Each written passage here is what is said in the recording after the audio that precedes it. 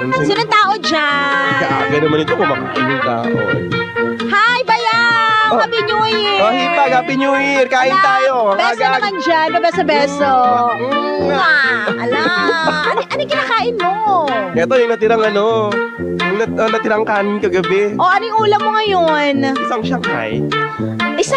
Isa na My naman gosh, wala bang niluto yung Kain kapatid tayo. ko para sa'yo? Alam, malengke. Wala pang pagkain. Ay, ganon. Ako, alika na lang, punta ka na lang sa bahay.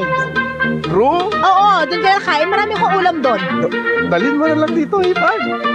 Ala, mapapagod pa ako. Baka mamaya Maglalakad na naman pagpunta ako sa bahay niya, pag-isipan pa ng ibang tao. Ala, wala yun. Ito na, parang hindi kita bayaw. Oo, lalo yung asawa mo nasa ibang bansa. Ala, okay lang yan. O, ano ba mga kailangan mo? Sige, para aswan ko na lang idala dito. Parang may lechon kayo kagabi na tira. Meron. Yung ulo, dalhin mo na lang dito. Ulo. Opo. Sige, okay lang. Ano pa?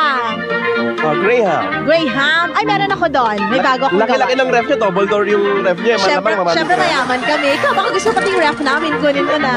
Double door yun. Gusto mo ikaw na lang? Ha? Ay, dali, Sabi ko kasi patang sa bahay eh. Ako kasi. Ito na lang. Oo naman. Ala, 2026 na no. Kaya alam mo, kailangan natin magbago. Anak ko na Uy, halata. ang bait-bait mo na. Ala, syempre nung, naman. Nung 2024, sungit-sungit mo sa akin. Ala, syempre Parang ayaw mo naman. ako maging asawa ng kapatid mo. Siyempre naman. Ngayon, nag-offer ka na ng pagkain. Pati yung ref niya, in-offer mo na. Okay lang.